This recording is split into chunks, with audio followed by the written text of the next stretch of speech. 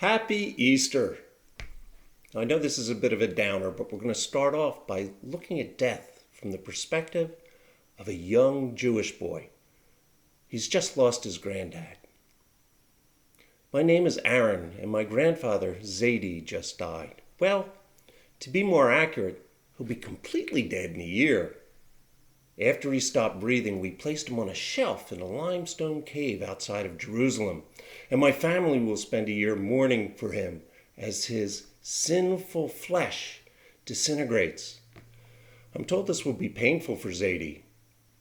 After a year, when there is nothing left but his clean and pure bones, which contain Zadie's personality, we'll collect them and put them in a box. Then the time of mourning will be over, and Zadie will finally, truly be dead.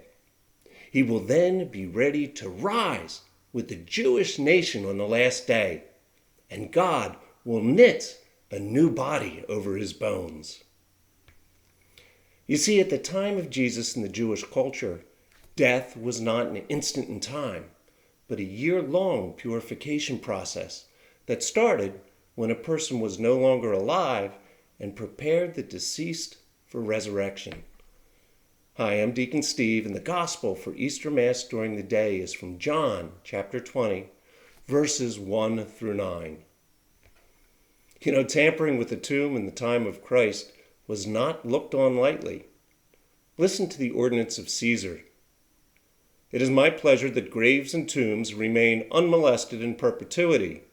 But if any person has information that another has in any way cast out bodies or transferred them to other places, it is my will that he shall suffer capital punishment on the charge of tomb robbery. Well, when Mary Magdalene told Peter and John that the tomb was empty, Peter and John feared for their lives.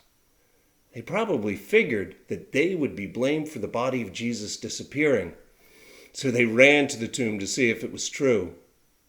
On entering, they saw the burial cloths neatly arranged with the headcloth in a separate place. Now, no one stealing a body would take the time to do this. Furthermore, Jesus was buried with 100 pounds of spices, and the reaction of these spices with a decomposing body would produce a sticky substance, making neatly removing the burial cloths next to impossible. Peter went in and knew something was up, but was not ready to declare his belief. John, on the other hand, saw and believed. Well, what did John believe? He believed that there was no need for Jesus to decompose for a year like Zadie did. There was no body. Jesus was sinless. God, the supreme justice, reversed Pilate and the Sanhedrin's death sentence, and Jesus rose from the dead. Why did John see and believe? Well, John stood at the foot of the cross with the women. He accompanied Jesus, and Peter did not. Because John put fear aside, he was able to share in Christ's passion and was available to do Jesus' will. Under the cross, he was able to hear Christ say, "Woman, behold your son," and to him, "Behold your mother." Because he walked with Jesus in good times and in bad, John was ready for a deeper faith. Well, what can we take away with us this Easter? When we are willing to travel with Jesus, to pick up our cross, to accept our mission, we grow ever deeper in a resurrection faith. But what does this resurrection faith mean? What is the good news? It is that through traveling with Jesus, not only in good times, but like John, in times of trial, each of us will become more and more the person God means us to be. Like John, we will be ready for a deeper faith. We will feel a greater sense of fulfillment in our lives, and this leads to true happiness.